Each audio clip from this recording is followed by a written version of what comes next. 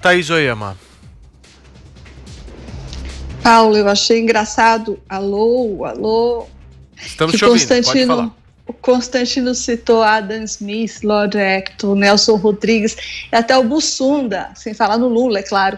Mas eu queria lembrar que o general Rego Barros estava criticando, era o presidente Bolsonaro mesmo, né? Então, o general Rego Barros era um auxiliar direto do presidente Bolsonaro e ele foi exonerado sem que o presidente Bolsonaro tenha nem sequer falado tchau para ele. Então, não teve nenhuma cerimônia, os militares, como a gente sabe, gostam muito de uma cerimônia, não teve nenhum comunicado oficial agradecendo os serviços prestados, nem aquele protocolar saiu a pedido, vai em busca de novos desafios, nada disso. Não teve nem mesmo uma conversa entre ele e o presidente Bolsonaro. Porque o Bolsonaro não quis, né? Não porque ele, general Rego Barros, não quis. Então, esse é o ponto de vista pessoal do... Tivemos um pequeno problema com a conexão da nossa Thaís Oyama, acho que não voltou, né? Não voltou. Muito bem. Vocês querem falar mais alguma coisa? Eu tenho mais alguns minutos antes de ir pro intervalo comercial. Incrível que ela sempre começa a análise dela falando de mim, né? Mas só um minuto, Constantino, só um minuto. Ela voltou exatamente agora. Vamos lá, Thaís Oyama. Em seguida eu passo para você. Peguei sua última frase, Constantino, mas eu já te expliquei por que eu adoro falar de você, porque eu acho muito interessante o que você fala e muito curioso às vezes também, como dessa vez.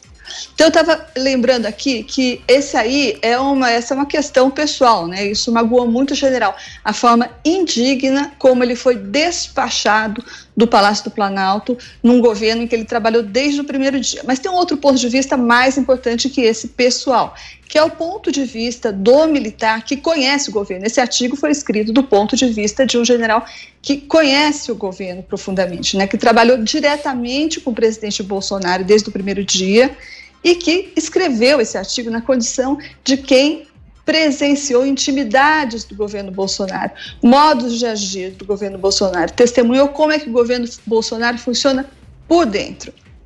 E por causa disso, inclusive, ele calou fundo nos militares. Eu ouvi bastante gente hoje de manhã. O artigo que o general escreveu, o general Rego Barros escreveu, fala basicamente duas coisas. Uma é que o Bolsonaro traiu os ideais que ele propagou na campanha, nas quais parte dos militares acreditou. E dois, que a soberba fez o presidente trocar aliados fiéis, os tais feridos por intrigas palacianas, né? O general Rego Barros, embora não tenha falado isso em público, não tenha aparecido isso em público, ele foi um dos feridos pelas intrigas lá que incluíam os filhos do presidente.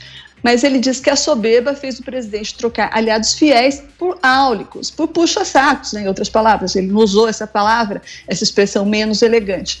Esses áulicos que só fazem concordar com o presidente e colocar pilha nas ideias mais tresloucadas dele.